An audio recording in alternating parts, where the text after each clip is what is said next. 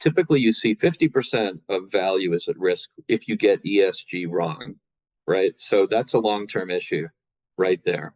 If you're a company and you're not managing for at least showing that you're performing to a minimum standard on ESG issues, you might lose half your value.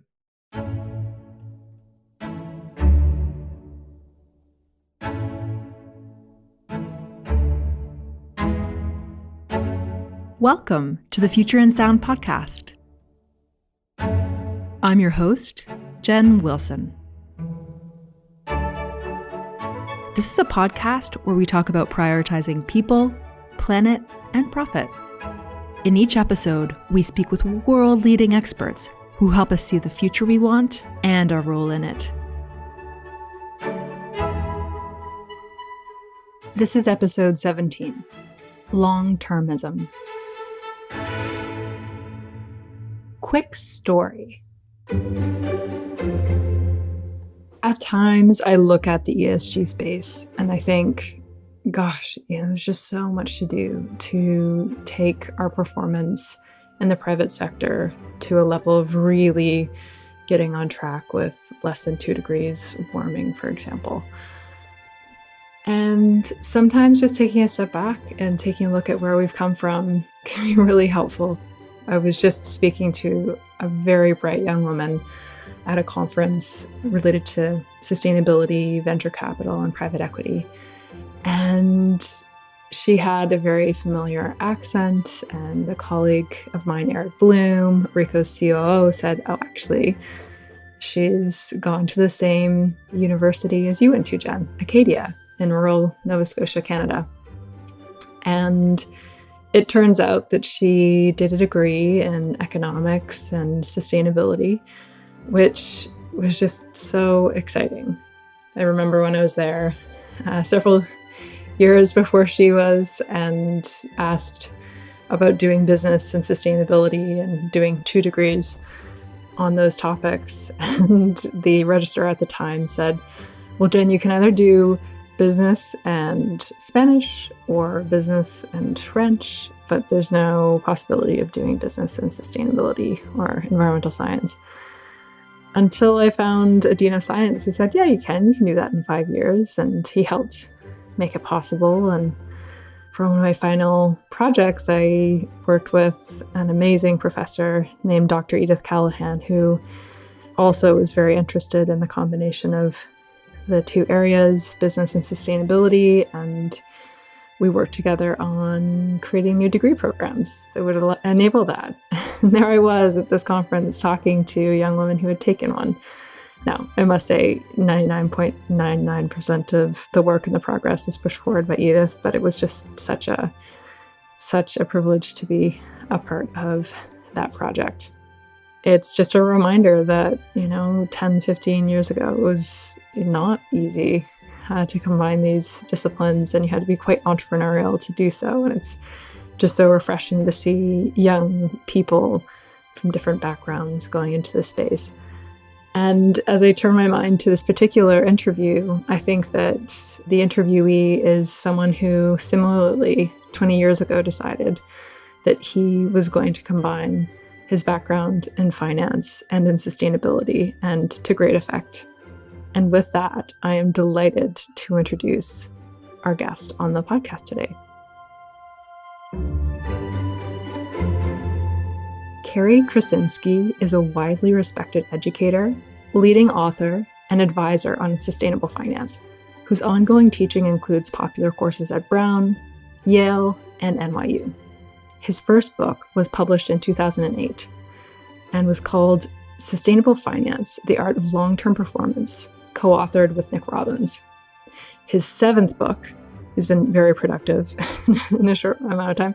His 7th book and most recent book was on modern China and the need for better relations with the West to solve societal challenges.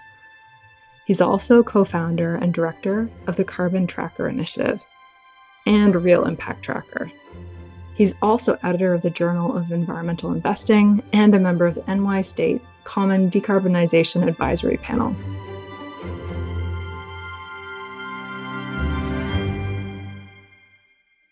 Cary, it is such a pleasure to have you on the Future and Sound podcast. Welcome. Oh, thanks for having me. Now, Cary, one of the things that I think distinguishes you as a thought leader in the sustainability space is this isn't just a 3-year project for you. You've been in this space for decades. And I would love to hear more from you. Of course, we have many experts that in their own right have done great research in a couple of years and are coming out with great ideas. However, I think there's something unique that could be said about what you've seen change over the past 20 years.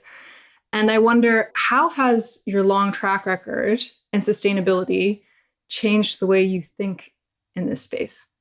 No, absolutely. Great question. And thanks for that, Jen. I came into the space in the mid 2000s thinking that there's all this ESG data. My first career was in what would now be called coding. I was a computer programmer analyst. And my second career was in managing data, including what investment institutions own. So I had this perspective, and still do, of the great picture of who owns what. And I thought, well, if I just had this ESG data, I could combine it with this ownership perspective and the behavior of financial institutions and create some metrics that might be useful. For example, if investors understood they were invested in the dirtiest companies in the world, that could create awareness and a positive dynamic loop that would change things. I no longer believe that. So my entire career has been evolving and continues to evolve. But my thinking about what is necessary has changed quite dramatically over the past almost 20 years now of being in sustainable finance. If not metrics, then what? Because it's just fascinating. Taking a step back, Rika does a lot of work with private markets. You go to a conference for private equity and ESG, and a lot of the conversation is changing a bit now, but historically, the past couple of years, a lot of the questions been about how do you get the data? How do you get the quantitative metrics? So in your view, if not metrics, what really drives change? Yeah, absolutely. So where my thinking is now, and this comes through many years of working for TrueCost, now part of S&P, which was my last full-time job, actually, ended in 2012, technically 2011, because I'd kind of given up when I realized that investors looking at the carbon footprint of their portfolios wasn't leading to any change. And so, for me, the missing dimension in a lot of these conversations is literally that change. Looking at data at one point in time isn't particularly useful. You need to look at 2 points in time to see if the change is what you actually want it to be. And ESG data doesn't tell you that. So for me, what's necessary, what I've been talking about lately is what I like to call the 3-5-7-10. The 5 of the 3-5-7-10, we'll touch on all of these things, is that we need to push on multiple system levers at the same time. We need corporate change, absolutely. But that's only part of the picture. And we need investment to be orientated in a different way to actually drive change. We'll talk about that, I'm sure, across asset class. We need to maximize innovation, but unlike Bill Gates, I don't think that's all we need to do. It's sort of the 80-20 rule. We do need policy, but policy can only be implemented if you have a majority of people who want the policy. So that's often the missing dimension, is the importance of people and their perspectives. So corporate investment, innovation, policy, people, those are the 5 pillars that I think drives change. And of course, within each of those 5 pillars, what that change looks like will differ regionally based on sectors and based on, what people actually want in different categories. So for me, that's what change looks like. We need to push on all those levers at the same time to end up in another place. And there's one more missing dimension that I think is important, is where is the money going to come from for the transitions that we require? And that's a major challenge that we also face. It's really interesting, the variety of levers being pulled at the same time. It's refreshing because it's so easy to point fingers and say, well, actually, the policy needs to be in place, or actually, I just need the CEO to get it. And what's more realistic is that multiple truths coexist, and that, the CEO probably does need to buy in. And also, we do need policies that don't stand in the way of a sustainable transition. I did want to come back on this whole data question just from a slightly different angle. I actually really love this topic because I think there's a bit of a chicken and an egg kind of debate to be had. In some cases, investors are very much, data driven. Everything needs to have, data point. That's how we make decisions, or at least check in on decisions. And maybe that's the heart of the chicken and egg. Is it that, in some cases, people are making decisions based on a variety of factors, and then the data helps us to assess whether we're actually heading in the right direction, or does the data need to exist in order to make the decision? And that's sort of the heart of the debate. I personally think that it's probably pretty complex, but actually human beings are quite complex as well. And I think that often a decision isn't just a number on a slide. I don't know if that resonates with your view, Cary. It does, absolutely. We published this study recently on the outperformance of active sustainable investing. And, even during this period of geopolitics and higher oil prices, it turns out that the best investors who are looking at sustainability are financially outperforming over the long term. Unlike passive, which has not really succeeded in this space. If you think about it, what is the great sustainability index that everyone gravitates towards? It doesn't exist. When you look at these low carbon index, they're quite, to be frank, shoddily constructed. And for me, the parallel, and you're a PE person, so I think you'll get this. We also spend a lot of time with large asset owners and convene them, but in a private setting. When you're an asset owner, right, you're a pension fund, you're a university endowment or whatnot, and you're investing in private equity or venture, you're not investing passively, right? You're trying to find the right managers, you're doing your due diligence, you're making sure that you have a good relationship, you get the allocations with the firms that are doing the best job in a 2x2, right? If you don't do that, you'll end up financially underperforming. For me, the same thing's been happening here. So when it comes to sustainability, yes, the data doesn't tell us everything, and I don't think it ever will. For example, how can the data ever tell us which of the electric vehicle manufacturers will succeed in the future, right? It doesn't tell us that. And then transportation is one of the most important segments of global carbon emissions, or what electric utilities should do. The data really isn't that good at helping us make some of the decisions. It can be useful in certain use cases, but we have to be a bit more specific, I think, about where that is and is not the case. It's one of those 10 misunderstandings about ESG, which is part of that 3, 5, 7, 10 I mentioned earlier. And it's an interesting thing because obviously when it comes to investing in public companies, a lot of the assets under management has been flowing more and more to low fee passive solutions. But that's because that's a more mature market and the data is available and you can see returns over the long term. And active fund management has struggled in public equity to show that they are actually, adding alpha, which they're not. But when it comes to sustainable investing, it turns out the reverse is true, that it's not a mature market, meaning that there is still upside and the better investors are getting the assets, financially outperforming and not investing, actually using ESG data much at all, as it turns out. When you talk to Stewart Investors or Generation Investment Management or Parnassus or Mirova in France, and the long and growing list of firms managing $20 to $50 billion and outperforming financially against benchmark after fees. It's really interesting. One of the questions that might be in the audience's mind, Cary, is when you say long-term, how do you define long-term? Yeah, so there's some misunderstandings here as well. This sort of short-term versus long-term debate that's been going on for quite some time. I don't actually think there is anything really that is long-term. Long-term is a series of short terms, right? So it's kind of, what are we doing now? What are we doing tomorrow? What are we doing next month and in 2024 and so on? That is what will affect the long term. So for me, it's really about what are we doing, in those 5 categories I mentioned earlier, that will lead us in a better direction towards what we actually need to be doing country by country around the world to actually achieve the sort of outcomes that we seek, both from a sustainability perspective and a financial perspective, because if you look at climate science, if you look at other trends, it's kind of hard to see where we're going to end up by, say, 2040 if we don't shift dramatically what we're doing. We've been spending time lately doing some review work for the Department of Energy on the back of the bipartisan infrastructure law and the Inflation Reduction Act here in the US.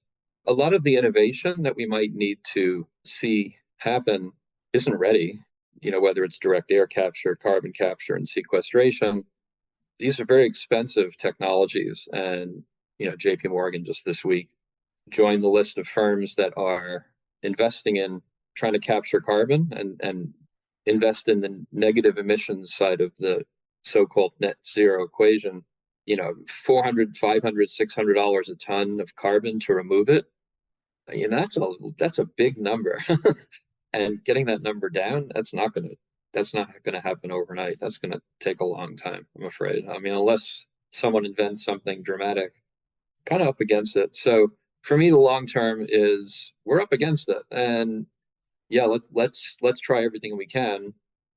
Let's not make assumptions, but also, yeah, we have to be a bit more specific about what we need to achieve to avoid the sort of financial calamity that will otherwise cause an unraveling of the global economy. And so when you say outperformance in the long term, I totally take your point that it's, many short terms together. I think that's a really eloquent way of looking at it. For the purposes of financial analysis, I'm guessing it's, would that be one financial cycle or would it be several, just to give our audience a sense? Yeah, absolutely. So it depends on the asset class, right? So the number one misunderstanding about ESG that we see is that people are talking about ESG as if it's a single thing, which it's not. ESG are a series of environmental, social, and corporate governance issues. They present risks and opportunities. And if you get any of them really wrong, it can destroy your value today.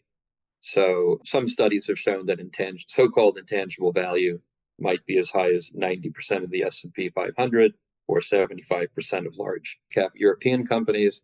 It's probably more like 50% realistically when you look at companies that actually get caught in scandals. Their share price tends to drop by half, whether it was BP decades ago when the Gulf of Mexico crisis occurred, or more recently Southwest Airlines, was having all sorts of problems. So it's typically you see 50% of value is at risk if you get ESG wrong, right? So that's a long-term issue right there.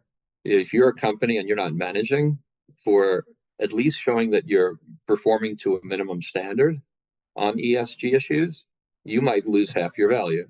That means that ESG issues are already a seriously important part of shareholder value today, and it needs to be managed for the long term. Going forward, it needs to be managed for the long term also because you want to attract and keep the best talent, right? You want to also compete for market share with consumers that care about these things. And so it might seem nebulous. It might seem like there's a lot to do here and a lot of issues, and people spend time trying to figure out things like materiality so they can narrow down the issues they need to focus on. But it's actually also seriously underestimated risk management exercise. To not get these things right, you're risking all sorts of challenges that a simpler, lower cost solution, if you're a company, is to actually be on top of these issues and manage them well. And you get all sorts of intangible value by doing that. And it varies by asset class, right? So private equity or state-owned enterprises, which is the same thing in my view, are different. That's more about, okay, who are the controlling owners? What do they want? And are you hiding something that you'll be unable to get out of later? That's a different long-term reality. Venture capital, it's different again. You're often struggling to get everything done on a daily basis that you need to get done. And there's a lot happening in VC when it comes to climate.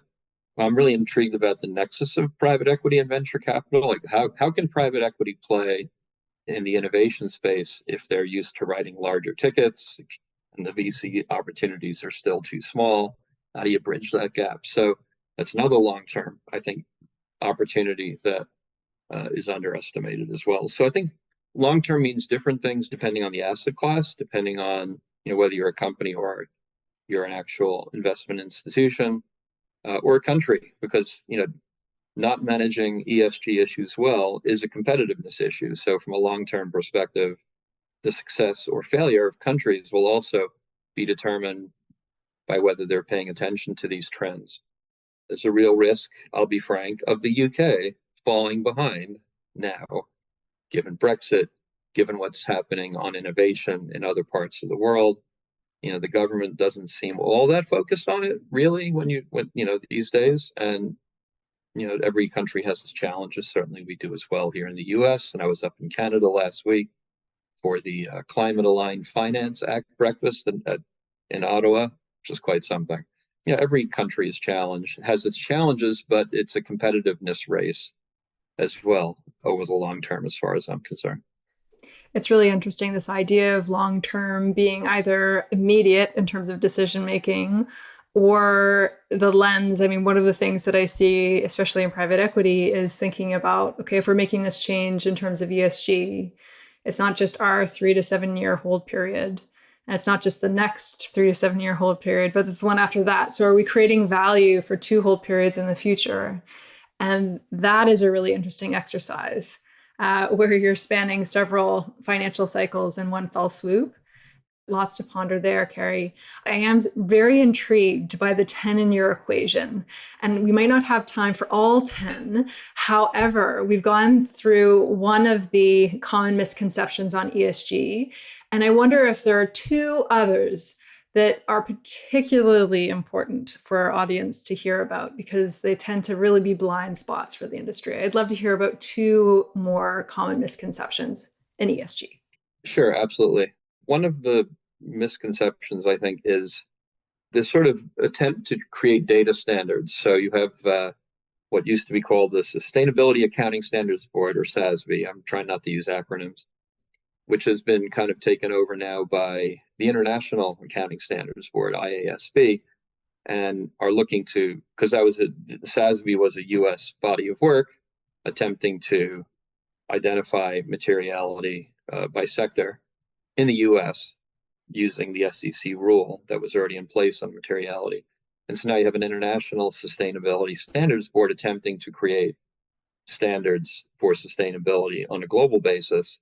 But again, I feel as if that work is useful in some contexts, but it doesn't answer the larger question. So for example, can a sole materiality focus that looks backwards at what was financially material in the past actually inform us completely about what we need to do to solve climate change?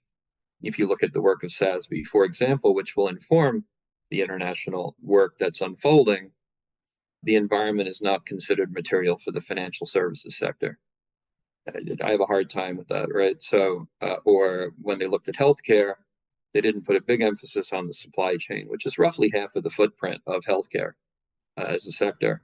So there's a danger of sort of trying to narrow down the scope of what should be focused on, and attempting to standardize can kind of miss the bigger picture of what actually needs to happen. So that's another one of the misunderstandings that we see. But on the positive side, because I don't want to just come across as a negative Nelly, we actually welcome net zero commitments, even if they're vague and no one actually knows how to fulfill them, or the sort of work unfolding in the EU around taxonomies and getting investors to disclose to articles of the SFDR, because it does encourage action. Requests for transparency and encourages action. Private equity is not a terribly transparent asset class. Would more transparency help? Perhaps one day we'll get to that point. And just one more, there's been a lot of accusation about greenwashing, which we think is a good thing, because we believe that, unless we work from case studies of what's effective for driving positive change, then it is all talk, and that's not what we need to see happen. So those are some of the other misunderstandings that we talk about. Thank you, Cary. Just as you're going through some of the misunderstandings, I was thinking about the insights on long-termism, how that lens can change depending on which asset class you're in. I'm also interested in turning our minds for a brief moment on the limitations of long-termism and perhaps some opportunities to overcome those hurdles. So, for example, maybe using a specific example might help us to articulate this point. But in the UK right now, more money is spent on confectionery than on fruits and vegetables. And if you're leading a company that is selling soda or selling candies, and you know there's a child obesity issue, and you're looking at what are the opportunities, we have these growth targets, this stuff is highly profitable, and what's our role? I'm just wondering, when you think about from the CEO's perspective and looking to the future, and how can we be part of the positive side of change given the financial realities? What are some of the limitations of long-termism with this case, and how can that CEO overcome some of those difficulties? Yeah, it's a great question. I've spent a lot of time in London over the years. There used to be greengrocers in areas of London like Knightsbridge, for example. You don't really see them anymore, right? They've all gone out of business. So what we've lost is jobs for the quote unquote average person. We've lost access to nutrition in cities around the world. London, New York, Shanghai, these are cities that are becoming pretty consistent in what they are and how CEOs are trying to, maximize their opportunities. We really need to envision what we want to have in place. Do we want to buy a loaf of bread and have it full of preservatives so that we can have it in our house for a week? Or do we want to actually go to the local bakery and get a fresh baguette, right? We have to sort of get all these priorities in order at the same time. And part of it is the consumer, and it's the hard bit is consumer preference. And on the one hand, you can give consumers better choices, but a lot of people are just trying to get by. So yeah, the big box stores are popular because people only have so much money to spend and they have families to feed. So these aren't easy things. PepsiCo, for example, when Indra Nooyi was running the company, tried to move more towards healthier foods, and they weren't as profitable, and the shareholders yelled at her and said, "Stop doing that because we need you to maximize your profit for us." So there's some system disconnects in here that will take some doing to align properly. I mean, there's nothing wrong with candy per se, but it's a balancing act, right? We shouldn't overdo it. Nothing wrong with Belgian chocolate. It's pretty good stuff. You are talking, Cary, to a total chocoholic. Full disclosure. So I'm not looking for a chocolate ban here. Completely take your point on that. It is interesting, the multiple faces of change that you mentioned earlier. And it's just for the business decision maker in this case. One of the things that we've heard in another podcast episode was the opportunity to ask for policy, for example, within the business community. So if that's something, if it's just not profitable to make a change, either coming together as an industry or as a single actor could be possible. And I wonder if there are any other steps that business leaders could take in that kind of scenario. Yeah, absolutely.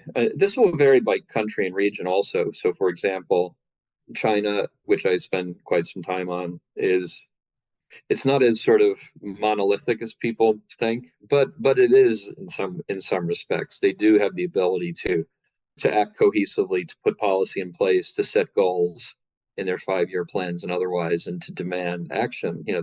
The banks in China have to perform on green finance to a certain percentage of their business and are held to account for that, and they'll get penalties or incentives to make change happen. So there are ways to actually drive change.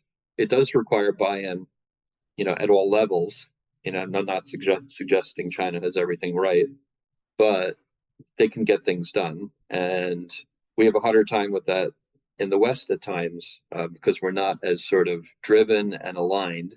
So it's interesting to think through how to actually drive necessary change in an environment where you have the freedom to not make progress. It's an interesting conundrum. However, to your point, we've spent time with large asset owners who work with large financial institutions who sometimes frankly pretend that they don't have the ability to lobby governments on policy. Sorry, I don't think that's correct. That's not correct. You're not telling the truth now when you say that. Oh, that's not something we're good at or something we do, lobbying for climate specific policy. So yeah, there's definitely an opportunity for CEOs to picture what you want your business to look like throughout the course of the rest of this decade, and make sure that you're fighting for market share, educate your consumers, get people behind this sort of dual paradigm of sustainability and financial outcomes that will benefit most stakeholders. And there is an opportunity to do more advocacy work and to demonstrate that you're doing that. I'm more of a fan of positive approaches than negative approaches because they're more effective from a systems perspective. Having said that, it's useful to point out when organizations aren't doing something that they could or should be to make sure that their reputation risk is managed as well. Cary, you mentioned China, and I wanted to pivot to your most recent book. I think a lot of listeners of the podcast will know at high level that in order to make progress on climate change, China needs to be a very significant actor, if not a leader, in that shift. And was just wondering if we could get into maybe a book teaser for your book, Modern China: Financial Cooperation for Solving Sustainability Challenges. At a high level, what are some of the key themes that you explore? Yeah, thanks for that. It's interesting that you've been working in and around China for about 5 years now. And during that time, the relationship has gone from where are we going to pretty bad. It includes members of the UK government who at times have wanted a better relationship, also kind of souring on the whole thing. We had John Kerry in our Yale class 4 years ago, prior to his current role, and that was quite inspiring to me. So, he was quite upset at the time. This is the spring of 2019, before President Biden came into office. He was pretty upset that the previous administration had broken the relationship that he built leading up to the Paris Agreement. He felt that the US and China should be investing together in helping the developing world ramp up on renewable energy. He was quite specific about that. And for me, there are a number of major theories of change that have been driving me for the last 5 years or so. One is teach as much as I can to get students into places of influence everywhere and insist on positive change.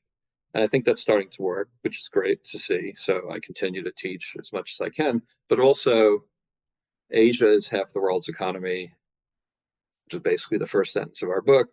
And we need to be working with China to drive the sort of positive global changes that we require. Transitions in countries like Indonesia and Malaysia will be very challenging, where coal is the cheapest option.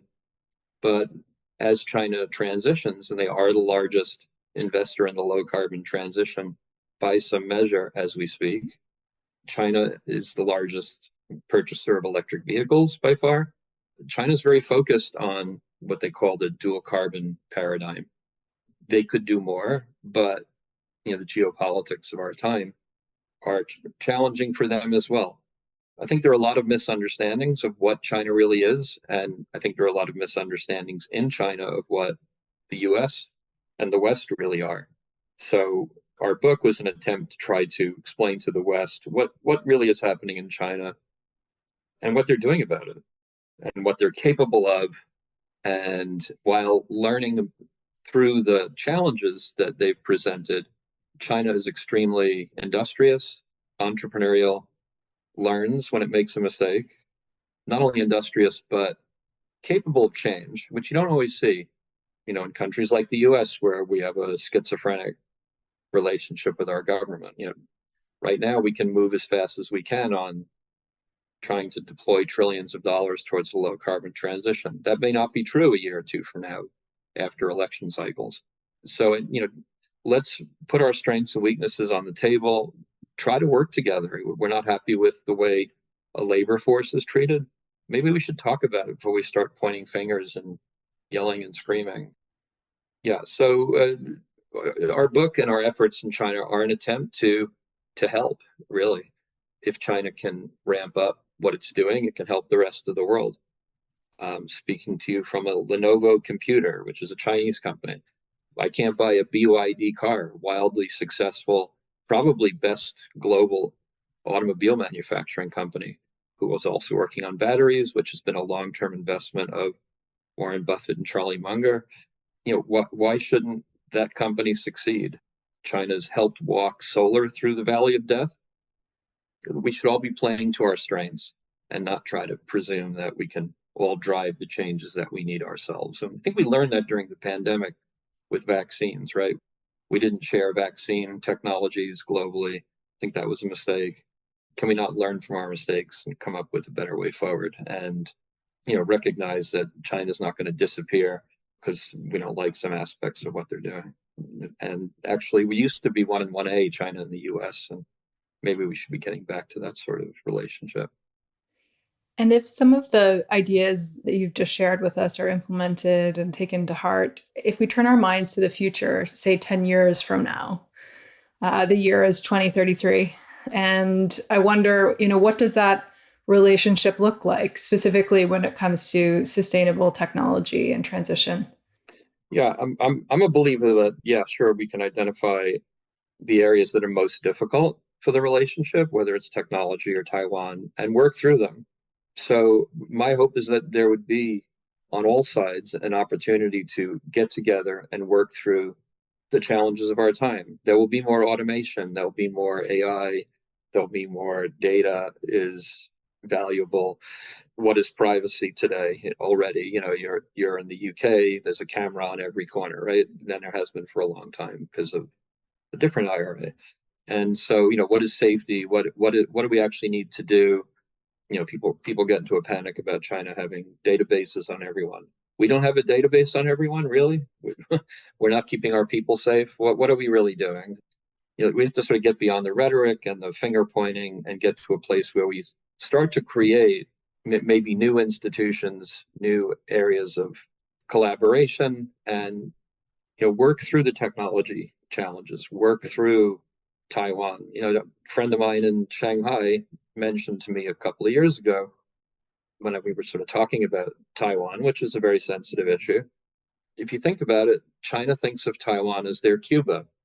It's right there, literally right on their coast, and they feel threatened by its presence. And China's a new country. Yeah, they have a 5,000-year history, which we detail in our book. But the People's Republic of China only dates back to 1949, so it's actually a pretty new country.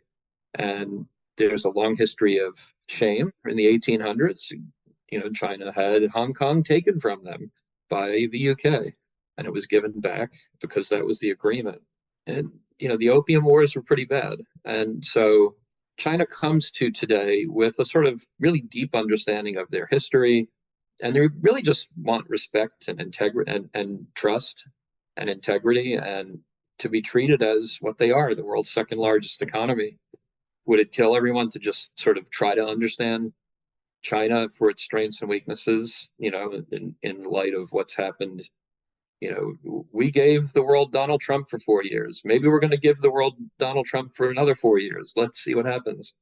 The UK did Brexit, and you go country by country. No country is perfect. There are a lot of problems in the world. We like to think we're all modern and contemporary. Sure, we are increasingly so, but where can progress come from? It can come from working together. It comes from agreed agendas for making progress happen, and it comes through shared technologies, collaboration. And when you look at what is necessary from a climate perspective, from a social perspective, working together presents the biggest opportunity to drive success, and that's my focus. The collaboration focus is really clear in many of your answers today, Cary. Thank you. I have so many follow-up questions that unfortunately we don't have time for today, but I did want to make sure that I ask my favorite question to cap the interview today. And that is, if you had to choose one book, or it could even be an idea or a quote, but prefer a book if you can think of one particular book that has especially shaped your perspective, which book or idea would that be? Yeah, there are a lot of great books, but Thinking in Systems by Dana Meadows is Posthumously published, by the way, it would be my number one answer. It's a wonderful short read that Dana Meadows was a leader in trying to help envision how systems can actually function and evolve. And if you think about measures like GDP, which are clearly insufficient for where we are in the world, there are many opportunities. And back to the point about the 5 pillars that we were making, you don't want to overdo it, but systems thinking is super important for everyone to spend some time with and to think about, because that's what really drives the world. And it's the systems and their outcomes that will dictate whether we actually succeed or fail in our attempts to make the world a sustainable place for future generations. That's the best book that I've seen on the subject. I'd highly recommend everyone at least take it in. We have a lot of time for that sort of thinking, and something we like to focus on in our teaching as well. Cary, thank you for this conversation. I've really enjoyed it. Thanks for having me. Great to be with you.